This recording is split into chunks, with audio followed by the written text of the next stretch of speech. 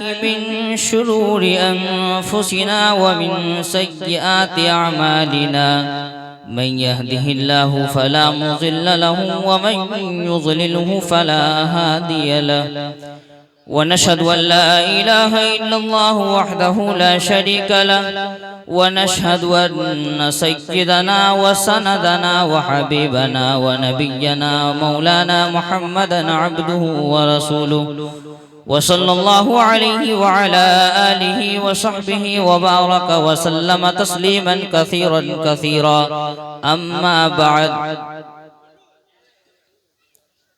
أعوذ بالله من الشيطان الرجيم بسم الله الرحمن الرحيم يا أيها الذين آمنوا قوا أنفسكم وأهليكم نارا وقال تعالى في موضع آخر قل إن كنتم تحبون الله فاتبعوني يحببكم الله ويغفر لكم ذنوبكم والله غفور رحيم قال النبي صلى الله عليه وسلم لا يؤمن أحدكم حتى أكون أحب إليه من والده وولده والناس أجمعين صدق الله العظيم وصدق رسوله النبي الكريم ونحن على ذلك لمن الشاهدين والشاكرين والحمد لله رب العالمين। हर इब्तिदा से पहले हर इंतहा के बाद, हर इब्तिदा से पहले हर इंतहा के बाद ज़ाते नबी बुलंद है, ज़ाते खुदा के बाद दुनिया में किस कदर काबिल एहतिराम है लोग, दुनिया में किस कदर काबिल एहतिराम है लोग, हम सभी को मानते हैं मगर मोहम्मद मुस्तफ़ा के बाद। कहें सल्लल्लाहु अलैहि वसल्लम। मुअज़्ज़ज़ मेहमानान इकराम, मुअज़्ज़ज़ दूर दराज से आने वाले हमारे उलमा इकराम, पर्दे में बैठी हुई हमारी माएँ और बहनें, मैं आप सबका तहे दिल से इस्तक़बाल करता हूँ, आपका शुक्रगुजार हूँ कि आपने हमारी इस दावत पर, हमारे इस प्रोग्राम में आपने यहाँ शिरकत फरमाया और यहाँ पर आप जमा हुए, इस महफिल को आपने खूबसूरत बनाया है। मेरे भाइयों, मुझे बहुत कम वक्त दिया गया है बोलने के लिए। मैं चूंकि आपके बीच में रहता हूँ, आप मुझे सुनते रहते हैं, लेकिन आज दो चार बातें मैं तमाम नौजवानों से करूँगा, अपने माएँ और बहनों से करूँगा, तमाम बाशिंदगान श्यामपुर, पेशेली और सुखसेना जो यहाँ तशरीफ़ फरमा है उन तमाम से करूँगा कि मुसलमानों, आपकी कामयाबी 100% कामयाबी, अगर आप कामयाब होना चाहते हैं तो नबी के तरीक़े को अपनाएं। आप अपने घर को, अपने अहलो अयाल को जहन्नम की आग से बचाएं। अल्लाह ने फरमाया या अय्युहल्लज़ीना आमनू कू अनफुसकुम व अहलीकुम नारा, ए ईमान वालो, अपने आप को और अपने अहलो अयाल को, अपने बच्चों को, अपने रिश्तेदार को, अपने ख़ानदान को, अपने मुआशरे को, तमाम को जहन्नम की आग से बचाओ। और ये कब बचेगा? जब आप अल्लाह के नबी सल्लल्लाहु अलैहि वसल्लम के तरीक़े के मुताबिक ज़िंदगी गुजारेंगे। हम चाहते हैं कि वो रब कि जिसने ज़मीन और आसमान को बनाया है, वो रब कि जिसने सूरज और चांद को पैदा फरमाया है, वो रब कि जिसने पूरी दुनिया को बनाया है, वो रब कि जिसने तमाम चरिंद परिंद को बनाया है, हम चाहते हैं कि हम उस रब के महबूब बंदा बन जाएं। हम चाहते हैं कि वो रब हमसे मोहब्बत करने वाला बन जाए। हम चाहते हैं कि वो रब मैदान महशर में हमारी तारीफ करे। हम चाहते हैं कि वो रब आसमान पे फरिश्तों से कहे कि ए फरिश्तों, हमारे बंदे और हमारी बंदियां हमसे मोहब्बत करते हैं, मैं उनसे खुश हूँ, तुम भी उनसे खुश हो जाओ। मेरे भाइयों, अगर ये चाहते हैं तो अल्लाह का फरमान सुनो। अल्लाह फरमाते हैं, कुल इन कुंतुम तुहिब्बूनल्लाह फत्तबिऊनी युहब्बुकुमुल्लाह, कि ए नबी सल्लल्लाहु अलैहि वसल्लम, आप फरमा दीजिए कि अगर तुम चाहते हो कि अल्लाह तुम्हारा महबूब बन जाए, अगर तुम चाहते हो कि अल्लाह तुम्हें पसंद करे, अगर तुम चाहते हो कि अल्लाह के तुम मकबूल बन जाओ, अगर तुम चाहते हो कि कल क़यामत के दिन अल्लाह तुमसे खुश हो, अगर तुम चाहते हो कि आसमान पे अल्लाह तुम्हारी तारीफ करे, फरिश्तों से कहे कि ऐ फरिश्ते मेरे बंदों से खुश हो जाओ, तो तुम मेरी इत्तिबा करो, मेरी पैरवी करो, और अल्लाह तबारक व तआला तुम्हारी मग़फ़िरत फरमाएंगे, तुम्हारे गुनाहों को माफ फरमाएंगे। वल्लाहु गफूरुर रहीम, अल्लाह गफूरुर रहीम, रहम करने वाला है। आखिरी नबी मोहम्मद अरबी सल्लल्लाहु अलैहि वसल्लम के तरीके के अंदर 100% कामयाबी है। लेकिन मेरे भाइयों, हमारे नौजवान तबका या हमारे नौजवान तबकों के वालिद साहब या इसी तरीके से दूसरे हजरात जो हमारे नौजवानों के अलावा है, हमने सुन्नतों का जनाजा उठाया हुआ है, नबी के तरीके को छोड़ा हुआ है। हमें दुनिया वालों से मोहब्बत हो चुकी है, हमें हीरों से मोहब्बत हो चुकी है, हमें मैच खेलने वालों से मोहब्बत हो चुकी है, और उस मोहब्बत का नजारा हम देखते हैं कैसे पेश करते हैं।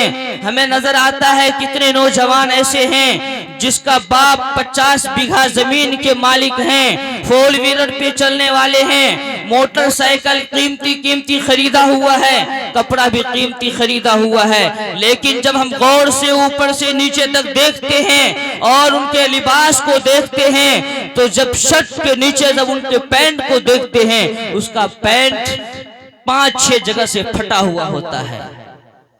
ये 5-6 जगह से जो फटा हुआ पैंट है, ये कोई पुराना पैंट नहीं है, उन्होंने कहीं से भीख मांग के नहीं लाया है, बल्कि मार्केट से जाकर कीमती महंगा ज्यादा रुपया देकर खरीद के लाया है। ये नबी सल्लल्लाहु अलैहि वसल्लम के सुन्नतों का जनाजा है। क्यों पहना?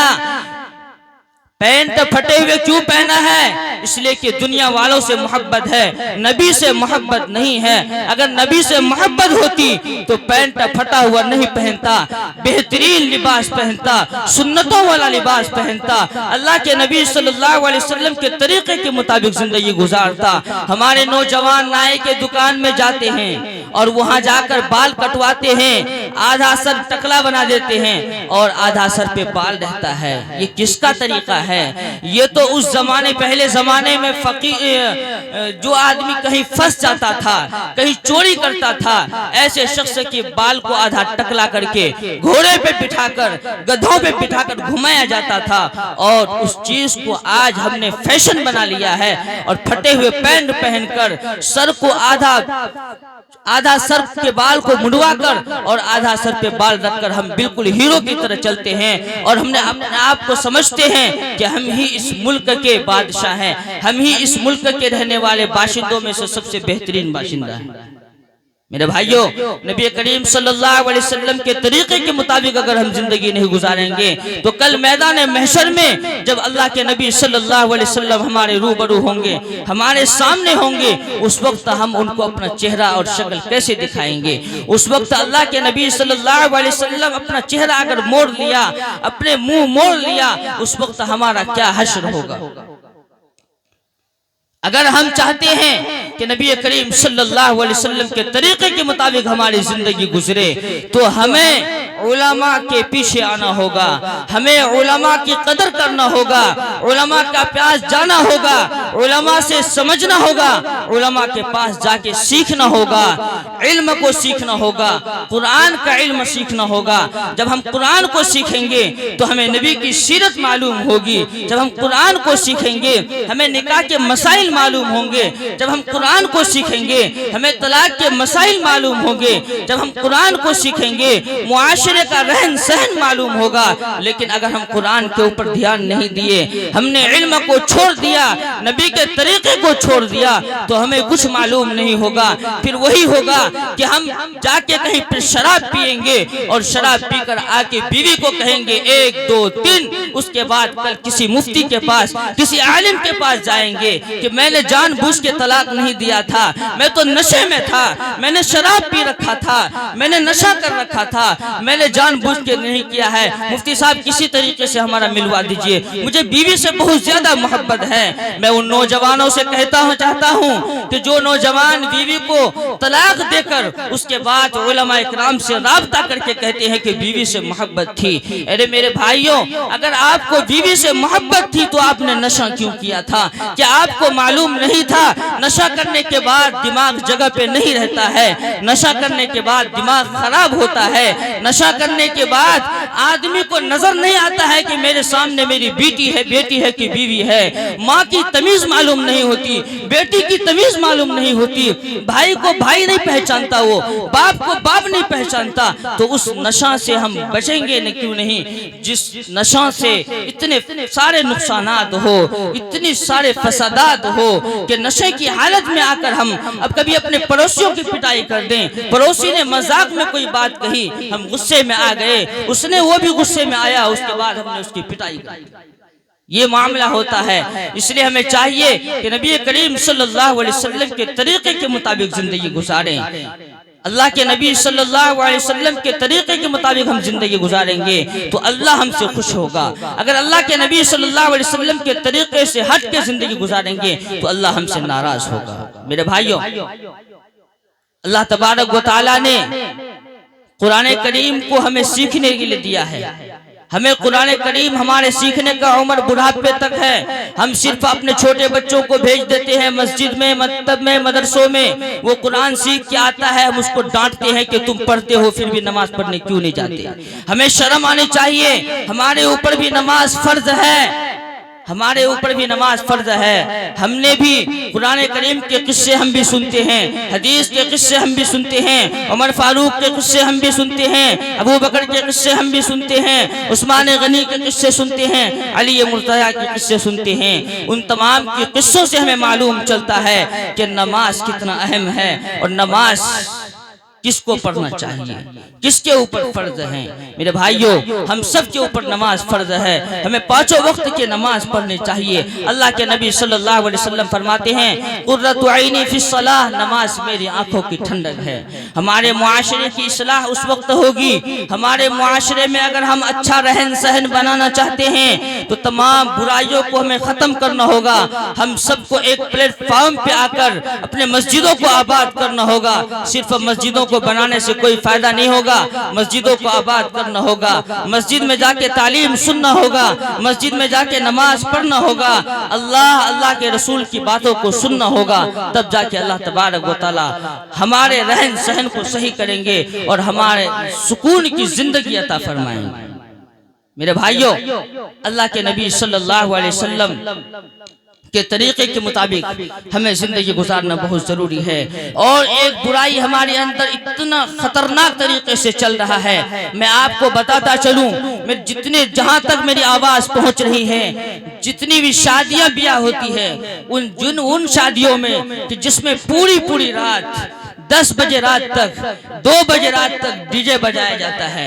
जब उस शादी खाने में जाते हैं और उस लड़का के बाप से कहा जाता है कि आपने ये डीजे क्यों चलवा रखा है, तो कहते हैं हमने नहीं चलाया है, हमारे दामाद वगैरह आया हुआ है वो चलवाया है। ये डीजे को आप बंद करना होगा। अगर आप डीजे को बंद नहीं करेंगे तो उस शादी में बरकत नहीं होगा। और जिस शादी में बरकत नहीं, आपने निकाह पढ़ा दिए डीजे के साथ, तो उस आने वाली नस्ल में पता नहीं वो बच्चा किस तरीके से जन्म देगा।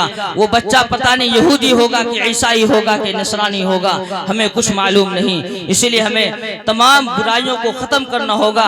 ये मुख्तसर सी बातें मैंने आपके सामने पेश की है। अल्लाह तबारक व तआला हमें कहने सुनने से ज़्यादा अमल करने की तौफीक अता फरमाए।